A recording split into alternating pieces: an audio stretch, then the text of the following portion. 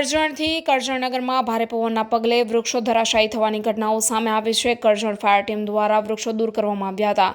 ગતરોજ મોડી સાંજે કરજણ ખાતે વાવાઝોડાના કારણે કરજણનગરના વિવિધ વિસ્તારોમાં વૃક્ષો ધરાશાયી થવાની ઘટનાઓ સામે આવી છે. ભારે પવનના પગલે વૃક્ષો ધરાશાયી થવાની ઘટનાઓ સામે આવતા કરજણ ફાયર ટીમ એક્શનમાં આવી હતી.